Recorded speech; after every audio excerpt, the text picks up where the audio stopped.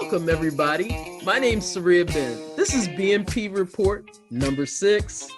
So today we have on Charlie Cooper. I'm going to call him the advocate for the people.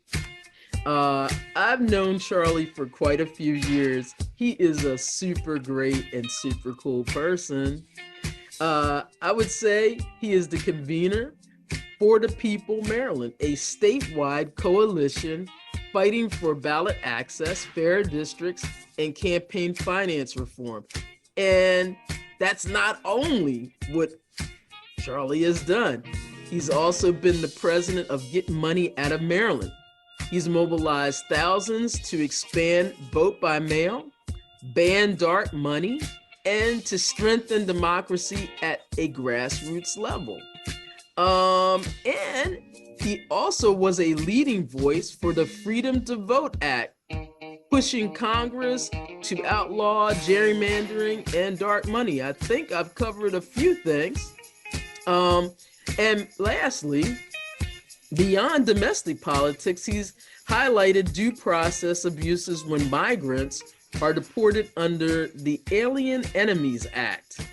And finally, he warns that President Criminal Trump strategic Bitcoin reserve scheme, an unprecedented proposal to use public funds to buy inherently valueless cryptocurrency, could be dangerous. So welcome to BNP, Charlie. Thank you so much, Sarahia. Really glad to be here. No problem. So do you have anything else in your bio cache that you'd like to add? I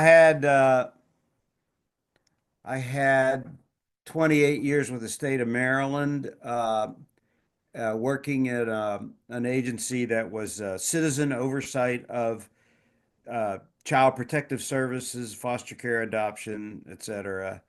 I was a staff person, and we had up to 500 citizen volunteers who were doing program oversight. And before that, I worked at the Department of Social Services and at a children's health clinic in West Baltimore at North and Pennsylvania Avenues. And I have to say that a big milestone in my life.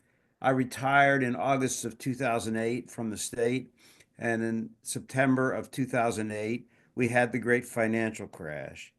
And I started to learn about how Wall Street uh, basically steals working people's money, and how they have taken the country into a direction of issuing ridiculous financial instruments rather than making something useful. And this has really harmed the lives of hundreds of millions of people here, and also worldwide. So I became more interested in the big overarching structures of government. How do we get the money? Where does money come from? Who has the money? And the concentration of wealth and power in a very, very few people is the root of our problems. You know, why we can't preserve the environment, why people's wages are so low, why they can't afford a decent house, why healthcare in the US is more screwed up than pretty much anywhere. Wow, that's a lot. And I'm glad you took the time to actually figure that out, because it just seems like in today's world, one, people are so angry. And so they can't get past their anger to even get to trying to look for anything.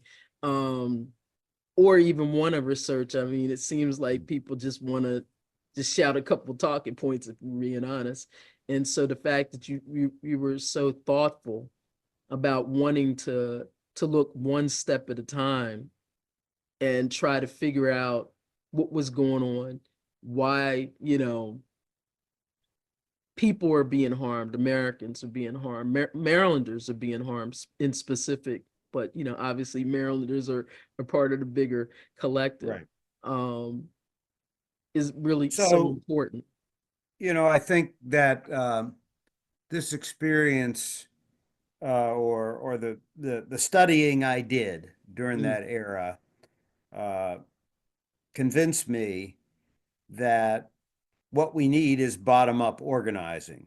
mm, We the country was a lot like it is today in the Gilded Era of the late 1900s, and uh, workers were working 55-hour weeks, 60-hour weeks. They're making a few cents an hour. Uh, there were no child labor laws, etc.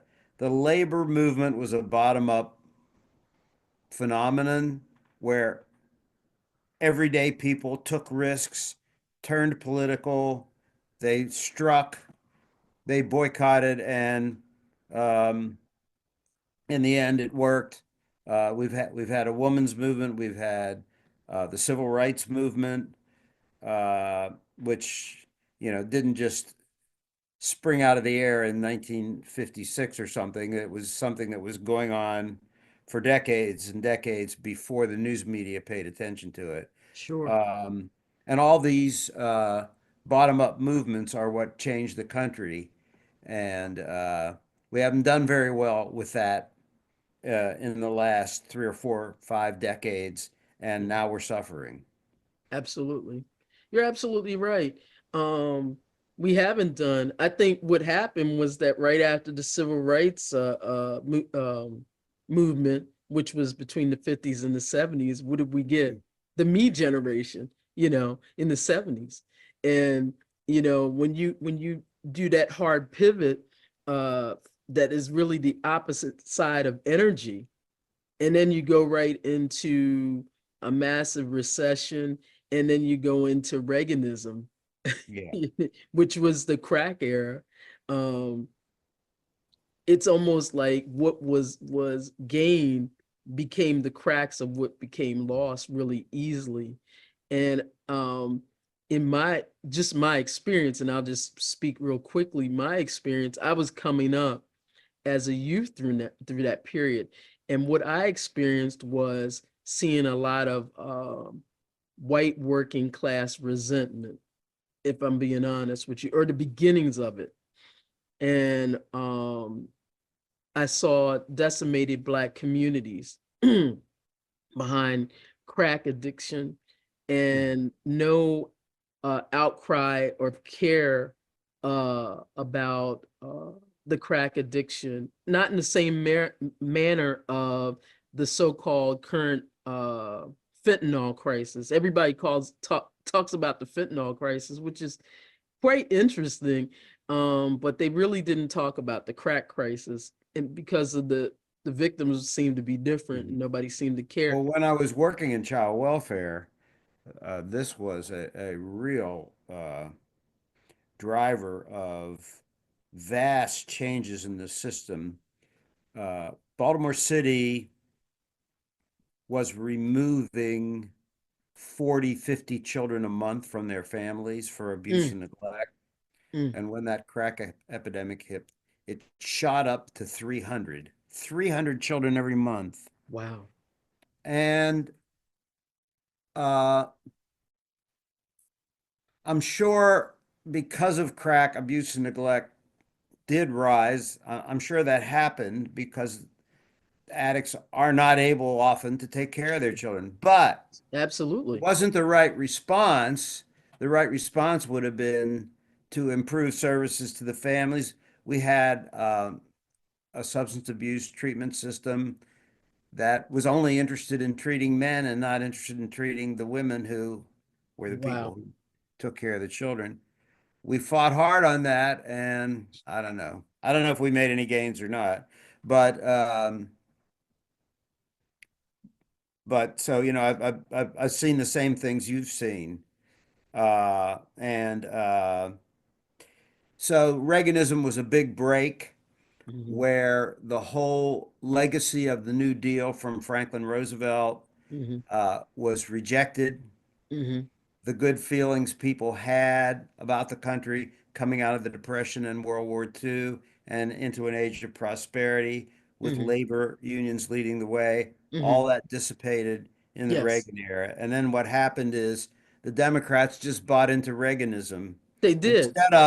instead of saying, no, hey, wait a minute, let's you know, let's oppose this drive for tax breaks for the rich and lower wages for the working person, and Hmm. let's help the working people. The Democrats just bought into it, and Well, I it believe became, that was largely at the behest of their funders. yeah, it became a complicity between the top Hmm. leadership and the machines. Hmm. And and the thing about it is this is that we're talking federal. Okay. I just want the viewers to understand we're talking mainly federal. We're not Right. addressing the local and state politics, which are a whole other beast of complicity, by the Hmm. way. Um, but yeah, I do agree with you. They didn't push back on that labor movement where there was that split and divide because Reagan was absolutely a labor buster. Um, After being a labor union leader.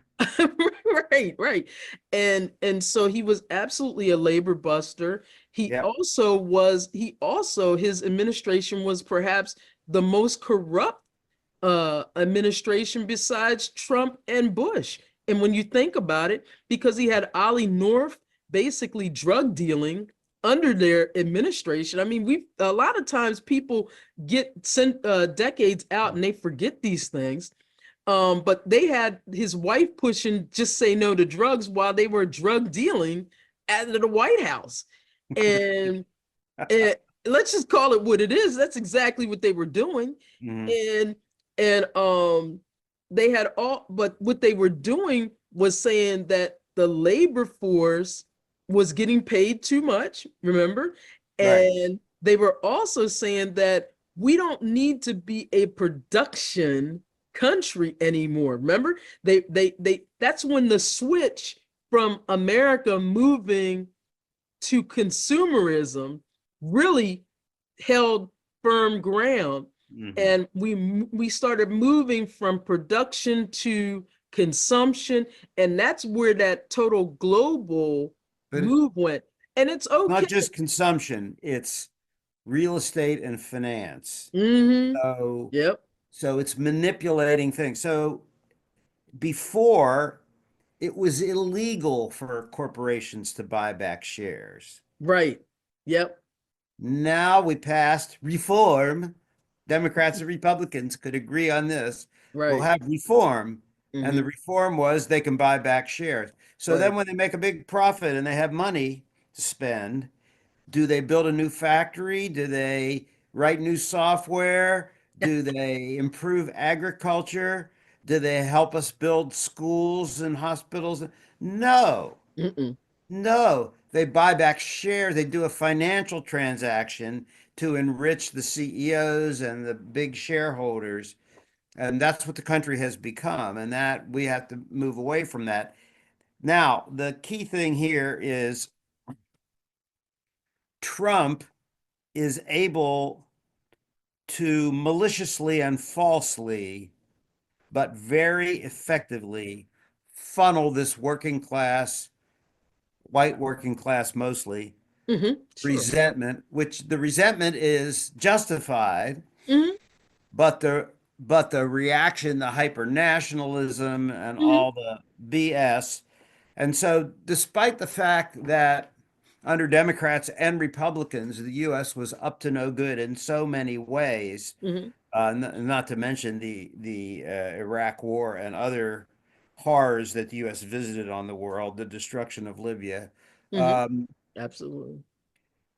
that I do think, nevertheless, it's even more dangerous now under Trump, who believes in no rules except enrich myself and maybe a few of my buddies. Well, that's because Trump is, I keep on telling people, Trump is not ideological. And No. he his only ideology is himself. And I mean, I was just seeing on MSNBC, and I don't really watch it that often, but Me I just either. happened to have it on, Hmm. because I flip on a lot of channels, so it's whatever.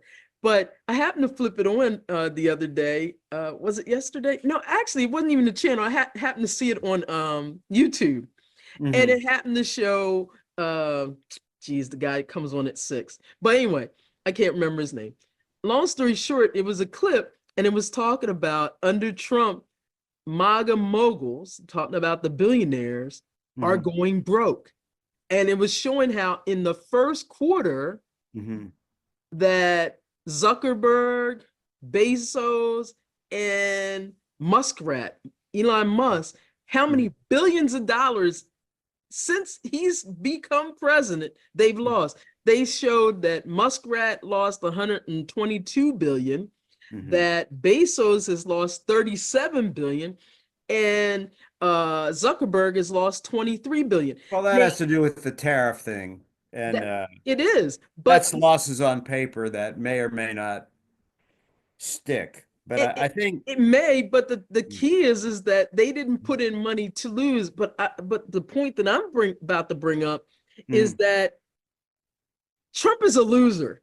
Trump has always been a loser. I've known about Donald Trump since I was a child. Mhm. And because one of my friends had been a part of that lawsuit, housing lawsuit. But anyway, long story short, he's always been a loser. But one thing that has always followed Trump is that any person that partners with him, he is going to lose. There's no winning with Trump. And so they're going to continue to lose as long as they continue to partner with him. There's Well, no winning with him. Now, they're never going to go broke. I mean, because they're billionaires, they're multi-billionaires. mhm. But what they were promised is Mhm. like, the shell game. Where's the ball? Where's the ball? They're never going to get what they thought they're getting out of it. Well, I just want to say that my attitude is uh, Trump is a grave risk to the world and to this country, and we're on the brink of not having due process and not having the rights that were put in the Constitution after the Civil War, and not having the rights that we've had all these many decades, even while our economic situation may have deteriorated. We're still a rich country. Middle class people here are still better off than a lot of people throughout the world. And we're at risk of all of this and falling into uh, we are in fascism. Whether we're going to have the abysmal consequences of fascism that other countries have had remains to be seen, and it's up to us.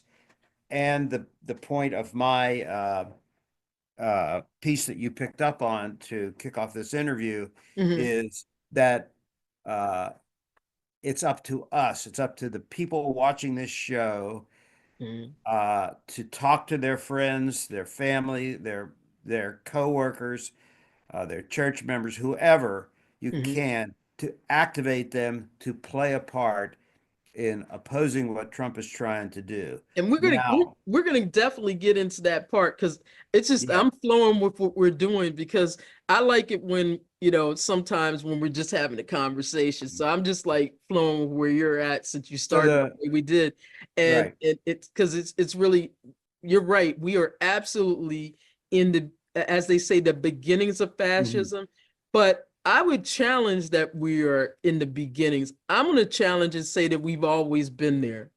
Um, to some extent, because you don't just jump in 100 days where we're at, having not already been there. Um, I believe that America, to some extent, has been there for a while. I just think that people have not seen it because their position maybe hasn't been to see it. As a Black woman, I can just tell you, I've always felt like I've been in an uncomfortable position my entire life. I mean, if I get pulled over by a cop, that's fascism. I don't know if I'm going to get shot or not. I don't know if I'm going to be arrested unduly. I don't know if I'm going to be treated fairly by the state. You get what I'm saying? I've always Right. had I a understand that. discomfort. I've always been treated fascist by my own country, Hmm. um, from inception. When I was young, I've always been mistreated in some form or fashion, unfairly. And so I think maybe perhaps there's a certain segment of America that maybe waking up and starting to realize that, oh, he's now getting the rest of America the business that maybe other parts of America have already experienced. Hmm. And so I think that may be what's unsettling for some people. And and so that's why I always say that he's not just a risk. He's already, everybody knows that. I think people are not operating in that. And so the thing is as Americans, and this is something that I say to people, I'm not really sure people are ready for a real revolution because we can't vote ourselves out of a revolution. Revolutions require blood. Like, I'm not sure people in America are ready for any of that. I think people say the word revolution, like even the word, like how we met at our revolution. I always was really miffed by that whole title Hmm. Hmm. because to me, I always thought it was kind of a joke because a revolution requires blood. I've never seen a revolution that doesn't. And so I always really thought that people were kind of like, I don't know. It was sort of like a duck. I don't know what the word is, but I never took it completely wholly serious. I always took it as, okay, we're organizing, but it's not a revolution. It's not really a revolution. A revolution requires blood. It just absolutely does. There is no easy way around it. You got to do the work, and there has to be sacrifice. And I also will go back to another thing. Those maggots, those magpies, those assholes, those J6, they were willing to lay it on the line. Now, I don't admire them in any kind of way, but they were Hmm. motivated. And the people on the left are not motivated in that same manner. I don't see it. And if people say that this is fascist, I don't see it. I see people being soft. And until I start seeing people really willing to really push it to that sacrifice, I'm not sure people are really there yet. I'm saying people. I see this Well, administration. They're there because they're following project. They're at 5 right now. Project 2025. They're at number 5, chapter 5. Because I did a review last week. They're at mhm. chapter 5. They're about to go to chapter 6. But he's such a loser. His execution is even that bad. I His mean, execution is very, very bad. That's true. I mean, yeah, he's had the advantage of having that Project 2025, so he could do all these things in rapid order while the Democrats dither. And so he has really, really screwed up the tariff thing, and because it he's a has loser. cost him. He came in, and his poll numbers have dropped quite a bit. Uh, and here's the kicker: the Democratic Party has a lot less approval than Donald Trump does after he screwed this up and lost a lot of support. The Democratic Party is They still have substantially below Donald J. Trump. They are, but believe it or And not, they deserve to be until they get themselves together. They've What? actually risen though since then. I don't know how, but they've actually risen, but they still are, yeah, they're not high, but yeah, they actually risen a little bit. They're not 27 no more. I think they're now at 35. That's not Well, great. That's not great. It's nothing to so brag about. I will say to you, I have a lot of friends and acquaintances who are, white middle class, Mhm. sort of comfortable, and They are. yes, they need the kick in the butt to kick the Congress in the butt They do. because they first of all, they don't want to think about how bad things are. Right. Well, no, because, probably in their world, it may not completely be that bad right now. No, right. Well, that's right. So it's not bad for everybody, but it is going to get worse. Oh, it Looks like the is. economy is going to get worse.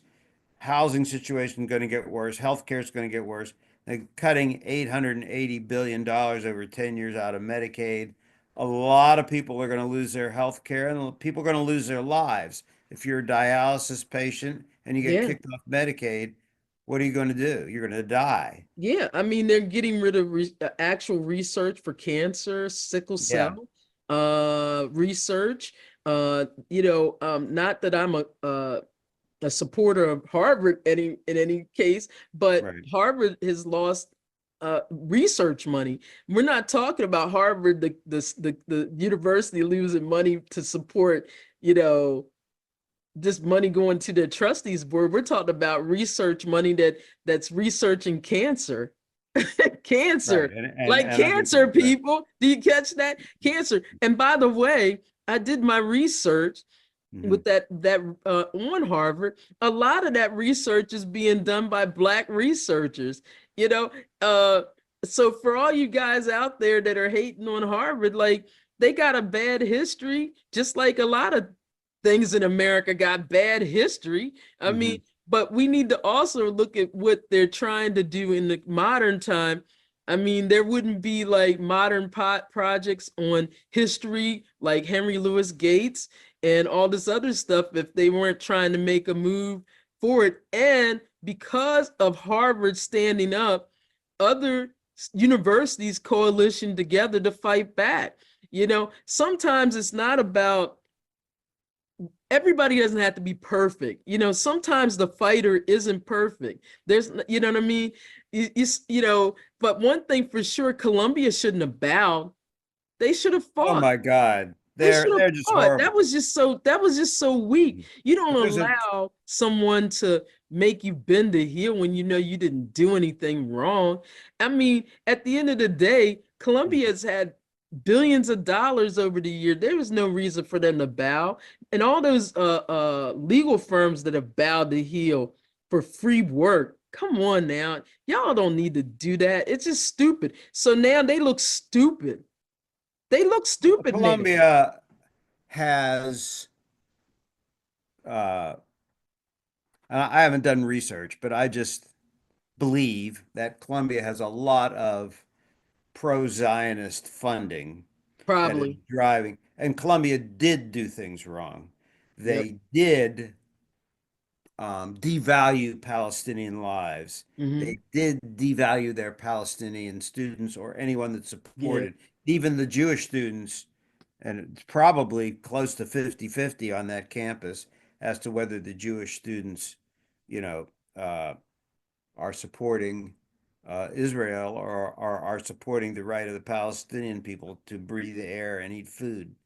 And so Columbia did a lot wrong, and then this gets into Trump's MO. So Hmm. Columbia was one of the leaders in in being anti-Palestinian, which is Hmm. what Trump ostensibly wants. Hmm. And what does he do? He says, "You're not doing enough," and he Hmm. escalates against them, and they buckle. Uh, Hmm. and so if you support Trump, he escalates on you. Hmm. And if you oppose Trump, he escalates on you. And so the trouble is on the other side, if there is another side, um, on the other side, the Democratic Party, which I guess, despite its problems, is an infrastructure that could theoretically play a role in improving things, maybe someday. And they're all about, oh, well, this is a rule that we have. We do it this way. We don't Hmm. do that way. We're nice. And that's just not going to cut it. So the Congress needs a kick in the butt, and the only people that can give them to them are you and me, and the people listening to this show.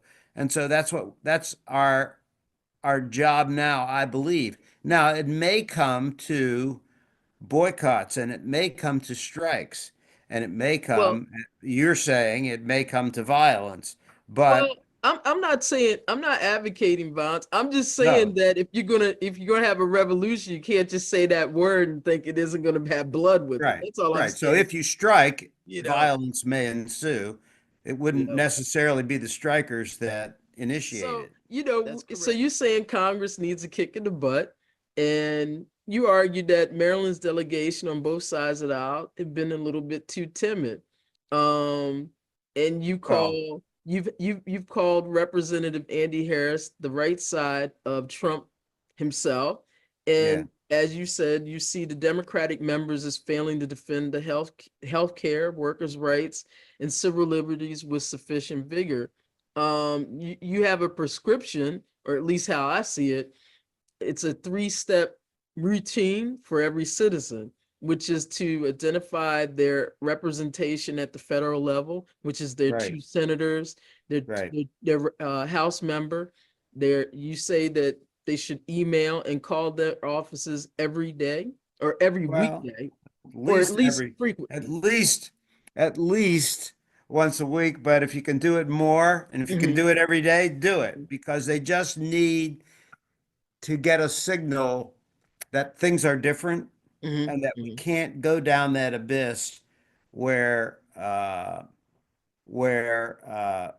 blatantly illegal things on the surface are done and the president ignores it, mhm. and defies the courts and defies Congress. He's defying Congress in the tariff thing because he's using a so-called emergency power to set tariffs when there's no emergency. He hasn't Uh, identified the I mean, emergency. he really ain't defying Congress because the Republicans are not. They've Right. Well, they've abdicated their decided to power. lay They've down because they're scared abdicated of their him. power. I mean, yeah, but I mean, I just did a whole segment on they can't be scared. You got the power. They're not scared of him. They're complicit. Oh, I think They're you're wrong. complicit. Nah, they're not scared. I'm They're telling you. scared that he'll primary them and they will lose their seat. So what? They're all wealthy. I mean, they're not scared. It's either they're being blackmailed because they're diddling little kids. Let's just call it what it is. Let's call it what it is. They're diddling little kids, or they're in a compromised position, or they're just weak spine people. Some people are just not fighters, Charlie. I mean, some people are not confrontational. I'm gonna give you an example. I know more people, for instance, I'm gonna give you okay. This is how I'm gonna approach it.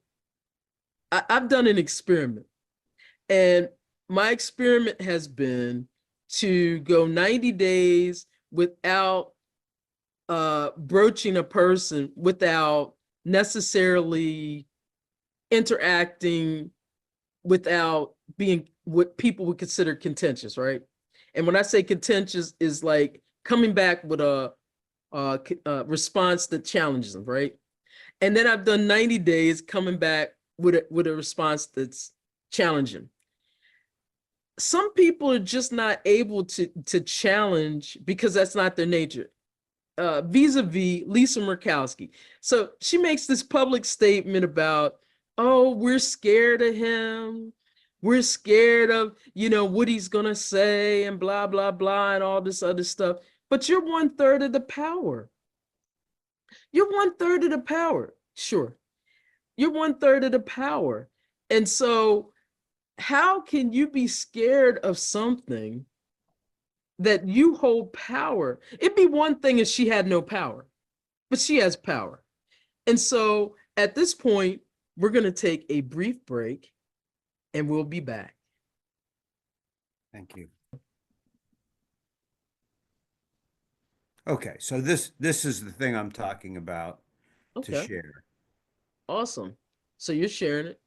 And so, But of course the links aren't live. If we could email this little piece. oh, sure, absolutely. Okay, great.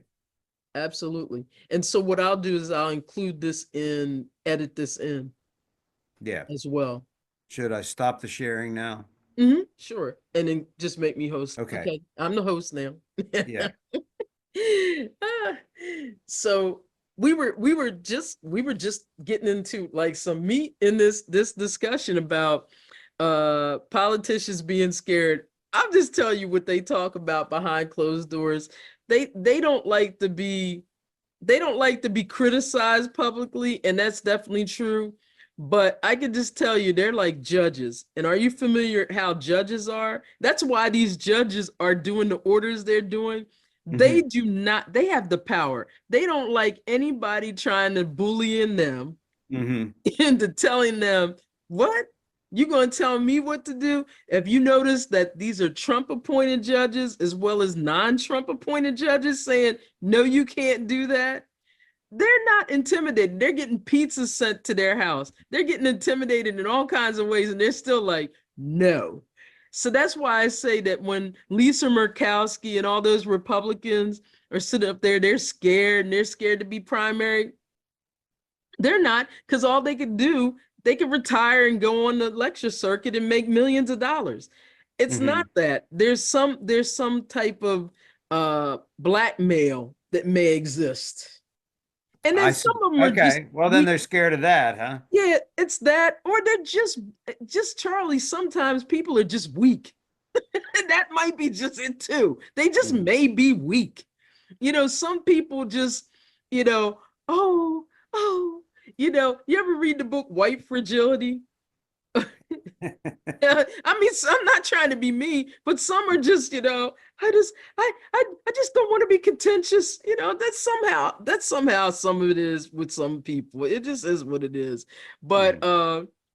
Well, I but mean, I always feel like I'm fighting that mhm, with Democrats who mhm, think their party is helping working people and who think their party is doing the right thing and who sort of agree when Democratic politicians like Hillary Clinton uh, scold anyone who doesn't vote for them.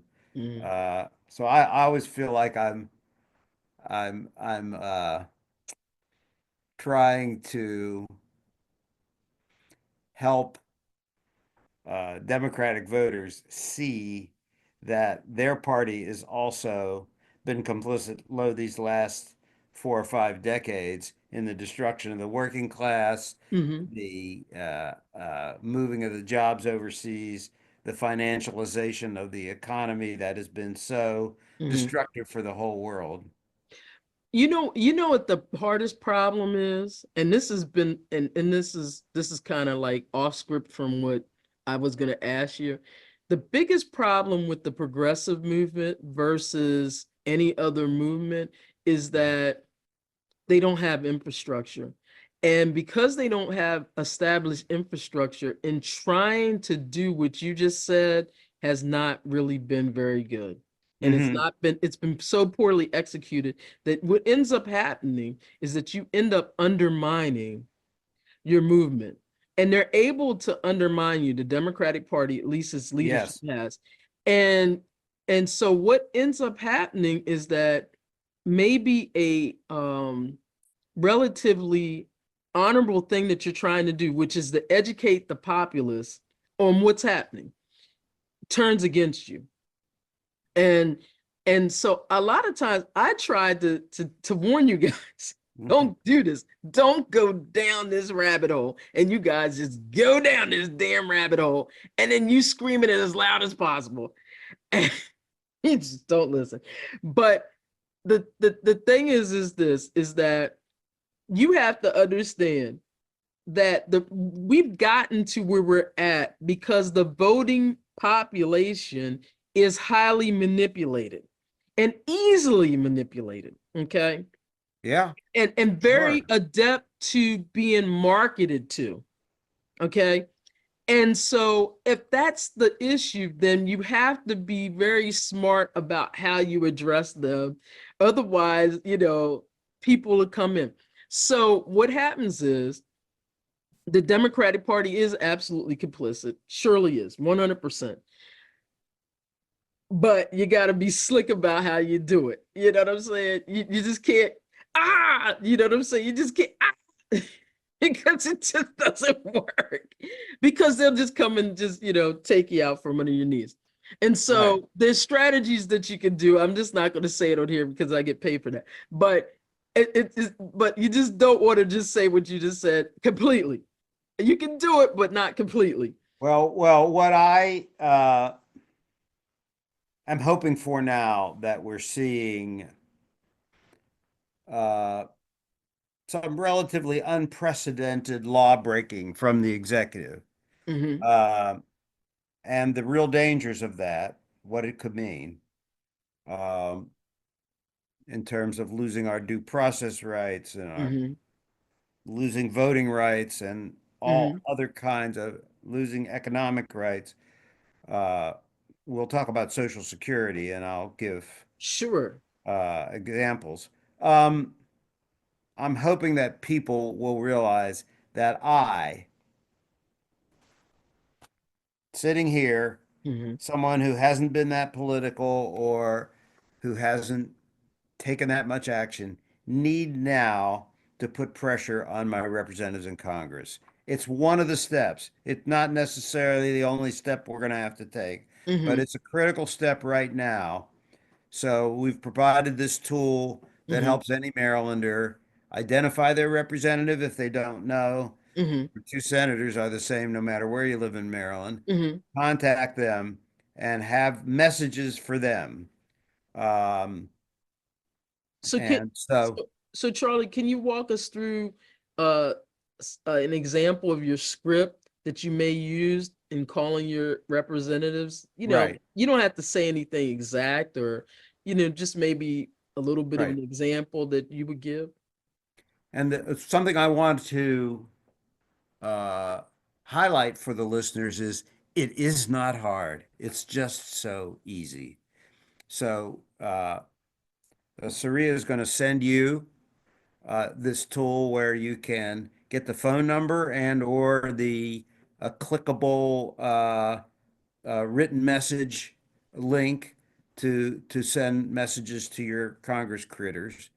And then you say your name and where you live. I live in Bel Air. I live in Frederick. I live in Baltimore City. Okay. Maybe for your representative, you want to be a little more specific because they want to know if you're a constituent. I live at Nutmeg Terrace in Baltimore City. Okay. And this is my name. And my message today is, and I've provided, and Saria is going to send this to you too. I've provided about 6 or 8 sample messages, but you can come up with your own, obviously. But Mhm. a sample message would be tax the rich. Don't pass Trump's tax cuts. Mm, And if you're a I love it. Democrat who isn't going to vote for Trump's tax cuts anyway, you got to make some noise about really what these are going to do to people Hmm. and how we've had the Reagan tax cuts Hmm. and the Bush 1 tax cuts and the Bush 2 tax cuts and the Trump tax cuts and how none of it has done what they said it would do. It Hmm. just enriches the rich, which enables them to manipulate your life more than they did before. I love Um, so that's an example. I Uh, love I love that. That's a very, and you can even make that message even personal, you yeah. know, to you. So all you do is you say, "Hi, Representative Mfume or staff person for Representative Mfume. I'm Hmm. Charlie Cooper. I live at Nutmeg Terrace in Baltimore City, and I want you to be vocal and public in saying tax the rich, tax their wealth, tax their income, and don't pass Trump's tax cuts for billionaires." And then the next day you have another message. Hmm. And that's all it is. But That's great. um, another message that's more of a generic message is I don't think you're fighting hard enough to protect me and Mm, people like me when the mm, billionaires are busy stealing everything. mm. That's another kind of message that you can give. I like Uh, that. the one I want to stress today a little bit more than some of the others. Maybe I should just read just the one line of all of them. So in addition to tax the rich, we have stop unconstitutional impoundment of funds and termination of programs. So Mm, they just terminate programs that are in law that they don't have the power to do. Stop corruption, hmm. end tariff insanity, no war with Iran. Israel's busy trying to get us into a Yes, war with Iran. they No more are. weapons to Israel. Restore your congressional authority and fight harder. So those are some of the messages, but the one I want to talk about a little more is save Social Security, Medicare, Medicaid, and Mm-hmm. SNAP, which is colloquially called food stamps. Mm-hmm. Um, and you know, how many people get Social Security benefits? Mm-hmm. 73 million. Yeah. How many That's half people? of the electorate that voted almost. Yeah. How many new people apply for Social Security or SSI benefits in a year or Medicare? 5 million. 5 million. They only had 60,000 employees, and Trump has allowed these Doge people to get rid of about 7,500 of them. Right. So, so they are way behind. They can't answer the phone in time. Uh, Well, they're and if getting you, rid of phone services from what I heard. yeah, the And phone services are severely compromised. Um, and if you have to go in, there are a lot of people who need these services who aren't in good shape to go in. They don't have transportation, they have physical impediments. Um, well, I have a theory behind it. And this is the thing. I have a theory behind it. I'm a proactive person. Again, I'm a strategist. And so I believe that what they're trying to do is purposely collapse it so they could steal it. And so my that's thing is, what O'Malley said yesterday. so the thing is that I don't think we should be waiting. I think we should do preemptive lawsuits already to stop it all, because I don't think we should be waiting. And that's just my advice. This is my strategic advice. We Mhm. should be doing preemptive lawsuits against who's running Social Security now? I forget the guy's name. The guy's name is Dudek, We Dudek. need to be suing him, because the thing is, I feel like we're, and again, I talked about this in my last episode. We need to be suing these minions, because we talk a lot about Trump, but the way that you get the head is to get the weak people. You got to go for the weak people. You got to go for the Linda McMahons, the RFKs, Hmm. the whatever the guy who's doing Social Security. I'm sorry, Blondie, Pam Biondi. I call her Blondie. And you got to go for those people, because the thing is this, and I want you to go with me. When we sue preemptively, specifically when we see where they're going, and we're, because they've already done stuff that's already illegal, so we don't have to really wait. When we sue preemptively, what we do is we stop the damage. That's how we fight. Okay, because if we wait, it's too late. And of You can't course, wait. Trump Trump has preemptively tried to get the big law firms not to help out with this. So a lot of suits like the kind you're talking about sort of require a high-powered attorneys to be on your side if you really want to have a chance to to Right, to but win. And they, these are people that basically do corporate law and take a little percentage off of the trillions uh, of financial action or whatever, or sure. even real economic activity that occurs in this country when corporations get to fighting with each other. But they do some pro bono work, and he has cowed several of the biggest law firms into promising not to do that and only to do pro bono work for him. So, Which but at any rate, true. I don't Which disagree with is you. I think true. that's a great idea. Which is true. But Mhm. we also have our AG, which Mhm. represents our state interest. And if enough of us get enough people to Mhm. sign on, our AG has to fight this fight. But not only that, we do have large nonprofits who are Mhm. doing these lawsuits in general.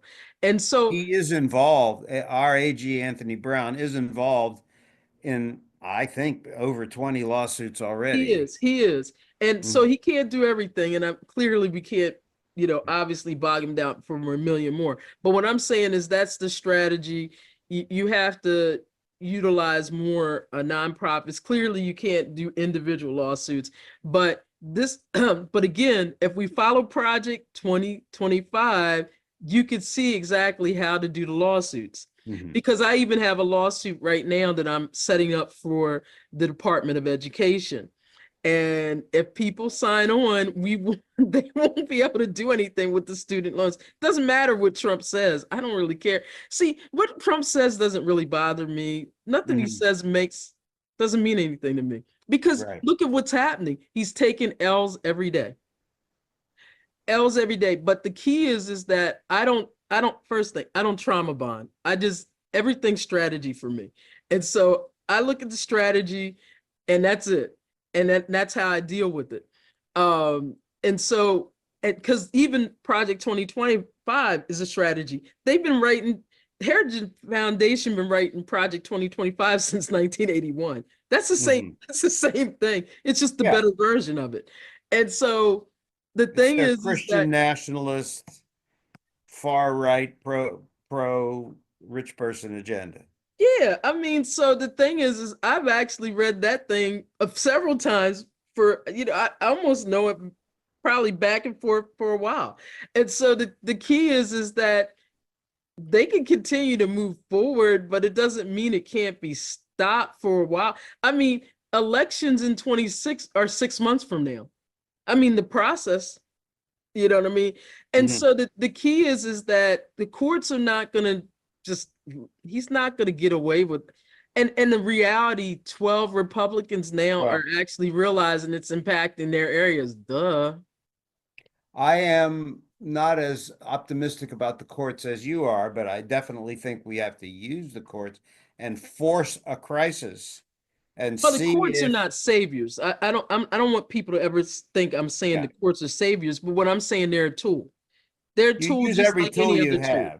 Yeah, they're just a tool, just Absolutely. like everything. No, there's no savior, but you utilize it just like I mean, we're doing it's like any type of combat. I'm an art of war like expert, so Yeah.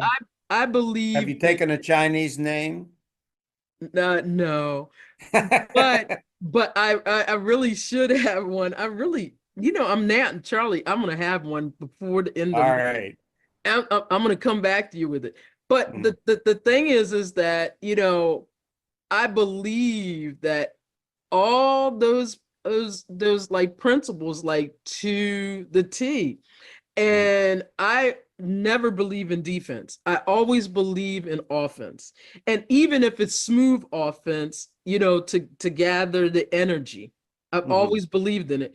And so the key is that like even when he won this second time, like to me, it never really bothered me because I really just thought everybody else was losing their mind. Everybody's like, why are you not losing your mind? I said, because he ain't gonna win, he's a loser. Like the only thing he's ever won is these presidencies, and he only won them to lose. Like you guys just don't seem to get it.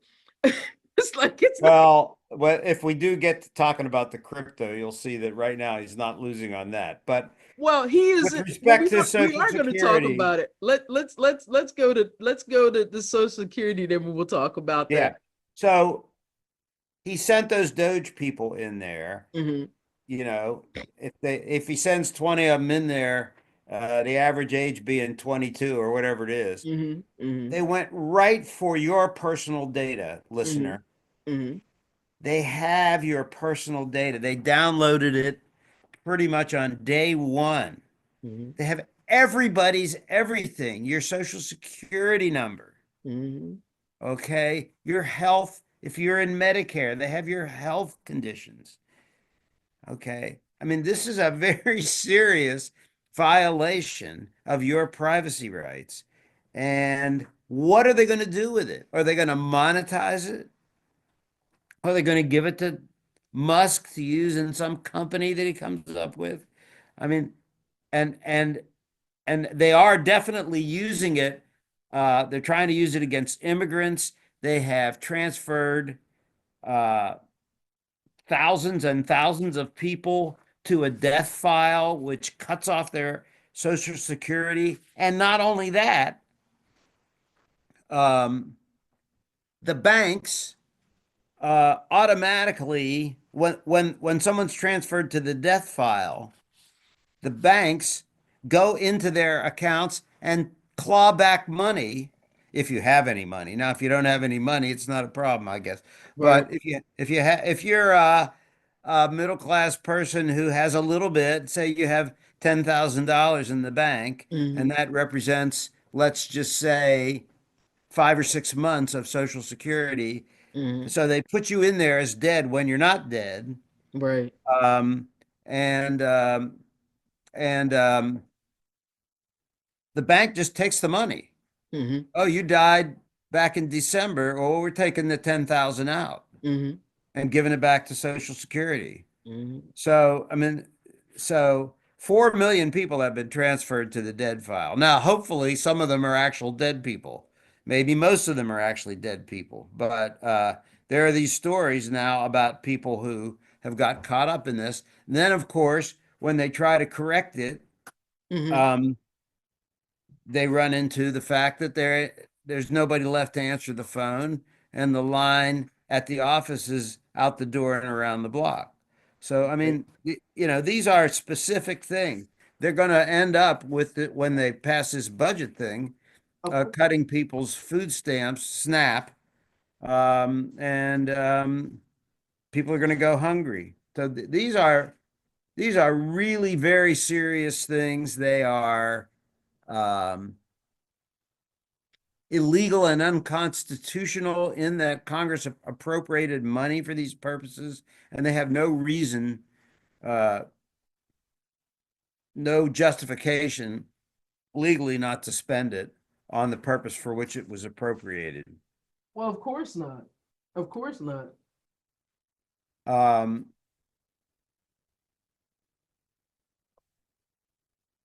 so people did go to court about this privacy issue. Uh-huh. Uh, and on March 20th, Judge Ellen Hollander issued a preliminary injunction, Uh-huh. and now she's issued a temporary restraining order Uh-huh. after the initial preliminary injunction, telling them not to do this. It is unlikely that they're complying. Of course not. Right. They're And not going to the comply. other thing is 99.3% of Social Security beneficiaries, including yours truly, get their money by direct deposit, which actually is less secure because Of the bank can course. just take it away from you at when they receive a notification from these Sure. sycophants and criminals that are running Social Security now. So, Well, Martin O'Malley, a former governor of Maryland, who's not actually a favorite of mine, but he did become Social Security chief, and he is sounding the alarm mhm. uh, and saying checks are going to be interrupted. They They've are. got rid of, I can't remember if he said half, but a big chunk of the IT staff is gone. Oh yeah, absolutely. I mean, And the American government is not functional at all. It's just that nobody's right. seeing the dysfunction because at this particular point, believe it or not, the government can, even in its malfunction, can function for a while. And then after a while, when the collapse is, it's just going to collapse so hard. Well, so that's just one example. I mean, they cut USAID, which I admit is involved in nefarious things, but they also do provide uh, medicines for tens of millions of people around the world that are HIV positive, and they've cut all that off. Then they cut off aid to combat Ebola epidemics. And then they said they restored it, and they haven't restored it. So, I mean, uh, there are very, very serious consequences that may ensue. And I'm therefore, you, listener, need to call your Congress critters at least once a week, if not every day, both senators and your representative. so And, so and you tell them to fight harder and louder.